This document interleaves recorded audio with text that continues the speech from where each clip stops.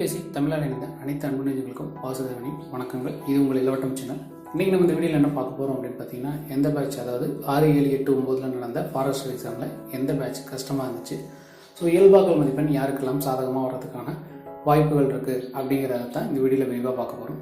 வீடியோவுக்கு போகிறதுக்கு முன்னாடி நான் சொல்கிற இந்த விஷயங்கள் இலவட்டமோட கருத்து கணிப்பு தான். இது நடந்தாலும் சந்தோஷம், நடக்கலைனாலும் நீங்கள் வருத்தப்பட வேண்டியதில்லை. ஸோ நான் சொல்கிற விஷயங்கள் யாரையும் புண்படுத்துறதுக்காகவோ யாரையும் டிஸ்கரேஜ் பண்ணுறதுக்காகவோ இல்லை. எனக்கு தெரிந்த தகவல்களை உங்கள்கிட்ட ஷேர் பண்ணிக்கிறேன். ஸோ பிடிச்சா வீடியோ கண்டினியூ பண்ணுங்கள், இல்லைன்னா இந்த இடத்துலேருந்து நீங்கள் வெளியே போயிடலாம். ஸோ நீங்கள் தொடர்ந்து வீடியோவை பார்க்குறதுக்கு நம்ம சேனலை சப்ஸ்கிரைப் பண்ணுங்கள். இந்த வீடியோ பிடிச்சிருந்துச்சு அப்படின்னா லைக் அண்ட் கமெண்ட் பண்ணுங்கள். வாங்க வீடியோ போவோம்.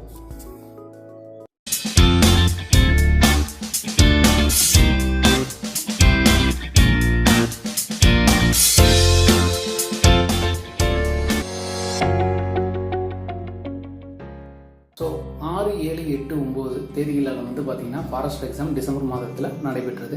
ஸோ இந்த 6ஆம் பேட்ச் கஷ்டம், 6வது பேட்ச் கஷ்டமா, 7வது பேட்ச் கஷ்டமா, 8, 9 எது சார் கஷ்டம் அப்படின்னு சொல்லி கேட்டிருந்தீங்க.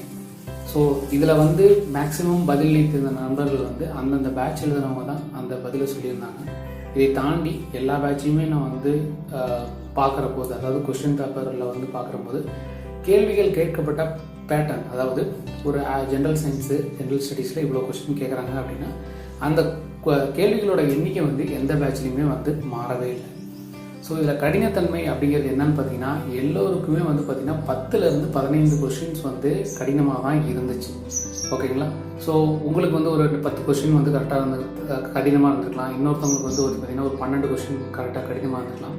ஸோ இவங்களுக்கு தான் கடினமாக வந்ததுன்னு நம்ம சொல்லவே முடியாது.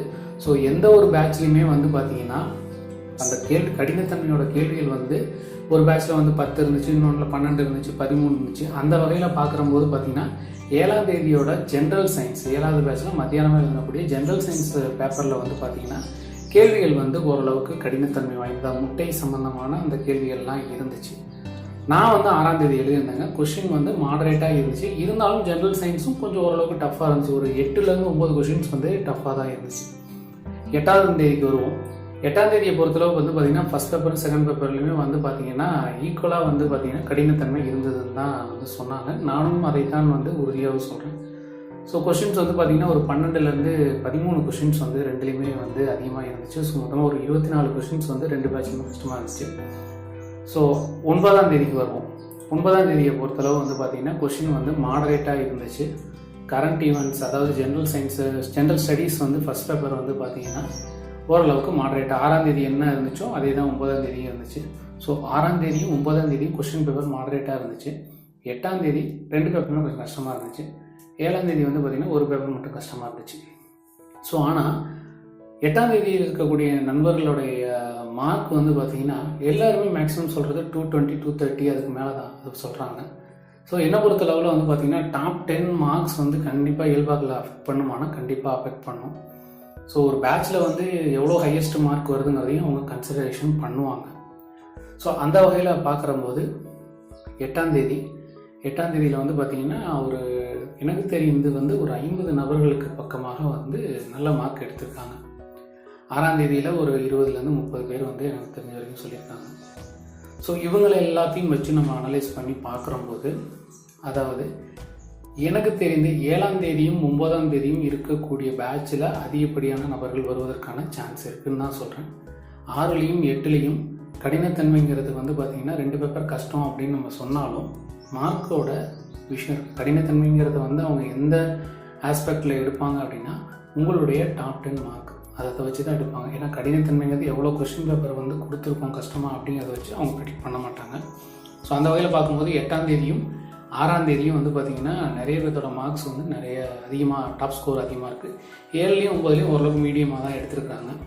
ஸோ அந்த வகையில் பார்க்குற போது நீங்கள் கேட்பது எனக்கு புரியுது. நான் இப்போ டாப் 10 மார்க்ஸ் அதிகமாக வந்தால் எங்களுக்கெல்லாம் வாய்ப்புகள் கம்மியாக அப்படின்னா நான் திருப்பியும் சொல்லிக்கிறேன், 220க்கு மேலே எடுத்தவங்க கண்டிப்பாக நீங்கள் எதிர்பார்க்கலாம். நாளைக்கு கண்டிப்பாக உங்கள் நேம் ரெஜிஸ்டர் நேம் வர்றதுக்கான வாய்ப்புகள் அதிகம். 220க்கு கொஸ்டின்ஸ் ரைட்டாக இருக்கவங்க, ஓகேங்களா?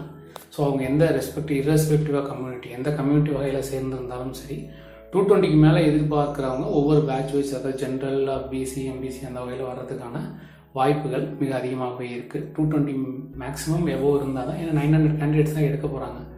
ஸோ மேக்ஸிமம் ஆஃப் கேண்டிடேட்ஸ் வந்து 220 எபோவ் தான் இருப்பாங்க.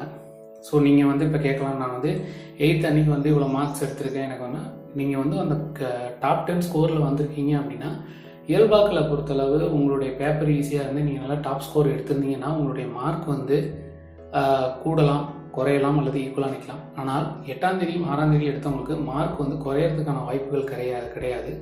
அவங்களுடைய மார்க் வந்து அதே லெவலில் இருக்கலாம், இல்லைனா +or-1, அதாவது +1ன்னு வச்சுக்கோங்களேன், ரொம்ப பெரிய மாற்றங்கள் ஏற்படாது. ஆனால் 7லேயும் 9லேயும் இருக்கவங்களுக்கு மாற்றங்கள் பெரிய லெவலில் இருக்கும். ஸோ அவங்களுக்கு இயல்பாக்கள் வந்து சாதகமானது. ஸோ 7ஆம் தேதியும் 9ஆம் தேதியும் எழுதுனவங்களுக்கு சாதகமானதுங்கிறத நான் இங்கே கருத்தை பதிவு பண்ணிக்கிறேன். ஸோ இந்த வீடியோவில் நான் சொல்ல வந்த விஷயங்கள் அதுதான். ஸோ 8ஆம் தேதி கஷ்டமாக இருக்குதுன்னு சொன்னாலும், பேப்பர் வந்து கஷ்டமாக இருக்குதுன்னு சொன்னாலும், மார்க் வந்து அதிகமாக இருக்குது. கடினத்தன்மைங்கிறத தாண்டி நம்ம வந்து அது எடுக்கிற டாப் ஸ்கோருங்கிற ஒரு ஃபேக்டரை வச்சு பார்க்குற போது என்ன பொறுத்தளவு ஃபேவர் யாருக்கு அதிகம் அப்படின்னா 7ஆம் தேதியும் 9ஆம் தேதியும் எழுதினவங்களுக்கு, அதற்கடுத்து 8ஆம் தேதி எழுதினவங்களுக்கு, அதுக்கப்புறம் 6ஆம் தேதி எழுதினவங்களுக்கு. ஸோ இவங்களில் எல்லா இரஸ்பெக்டிவாக பேட்ச் வந்து நீங்கள் 220க்கு மேலே இருந்தீங்க அப்படின்னா தைரியமாக இருங்க. நாளைக்கு உங்களுக்கான அந்த ரிசல்ட்டில் உங்கள் நேம் வர்றதுக்கான வாய்ப்புகள் அதிகம். ஸோ வீடியோ முடிக்கிறதுக்கு முன்னாடி நாளைக்கு ரெஜிஸ்ட்ரேஷன் நம்பர் வரப்போகிற அனைத்து நண்பர்களுக்கும் இந்த எக்ஸாம் எழுதின எல்லாருக்குமே வந்து வாழ்த்துக்களை தெரிவிச்சுக்கிறேன். ஏன்னா பார்ட்டிசிபேஷன், அதாவது ஒரு பங்கேற்புங்கிறதே ஒரு மிகப்பெரிய வெற்றி. நம்ம அட்டன் பண்ணியிருக்கோம், ஓகேங்களா. எல்லோரும் போட்டி போடலாம், எல்லோரும் வந்து என்றைக்கோ ஒரு நாளைக்கு நமக்கு வந்து கிடைக்கும். நம்மளுடைய மார்க் அதிகமாக இருக்க பட்சத்தில் நம்மளுடைய கோபங்கள், அதாவது நமக்கு கிடைக்கலேங்கிற வருத்தங்கள் இருக்கிறது ஒரு வாஸ்தவமான விஷயம்.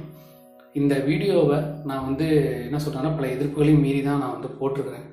இதை சில பேர் கேட்டுக்கிட்டதுனுங்க தாங்க நான் போட்டிருக்கிறேன். இது யாருடைய நேரத்தையோ என் சேனலோட வியூஸையோ சப்ஸ்கிரைபரையோ இன்க்ரீஸ் பண்ணக்கூடிய விஷயமே கிடையாது. ஏன்னா என் சேனலில் ஆல்ரெடி ஒரு 12,000 இருக்காங்க. நான் அதுக்காக வந்து இவங்களை வந்து இந்த ஒரு 12,000 15,000 ஆக்கிறதுக்காகவோ, இல்லை வந்து இந்த இதில் வந்து பெருசாக எனக்கு இன்கம் வருது அதுக்காக தான் நான் வந்து உங்கள்கிட்ட சொல்லியிருந்தேன். என் சேனல்லேருந்து எவ்வளோ இன்கம் வருதுங்கிறத மட்டும் நான் ஒரு வீடியோவாக பண்ணுறேன் அப்படின்னு சொல்லியிருக்கேன். ஸோ யூடியூப்லேருந்து அவ்வளோ பெரிய வருமானமெல்லாம் கிடையாது. அந்த ஒரு வருமானத்துக்காக ஆசைப்பட்டு பொய்யான தகவலை உங்கள்கிட்ட பரப்ப வேண்டிய அவசியம் எனக்கு கிடையாது. பிடிச்சா வீடியோ பாருங்கள், பிடிக்கலையா டிஸ்லைக் பண்ணிட்டு போயிட்டே இருங்க, ஓகேங்களா. இது திரும்பவும் சொல்லிக்கிறேன், கண்ணியமான முறையில் நம்மளாம் படித்தவங்க, ஓகேங்களா. நீங்கள் இந்த போட்டித் தேர்வுகள் எழுதுறீங்கன்னாவே கண்ணியமானவர்கள். ஆனால் உங்களுடைய கமெண்ட்லாம் படிக்கிற போது அது மாதிரி தெரியலை, ஓகேங்களா. ஸோ திருத்திக் கொள்ளுங்கள் நண்பர்களே. இந்த வீடியோ பிடிச்சிருந்துச்சுன்னா லைக் பண்ணுங்கள், பிடிக்கலையா டிஸ்லைக் பண்ணிட்டு போங்க. யாரும் உங்களை கட்டாயப்படுத்தவில்லை இந்த வீடியோ பார்க்க சொல்லி, ஓகேங்களா.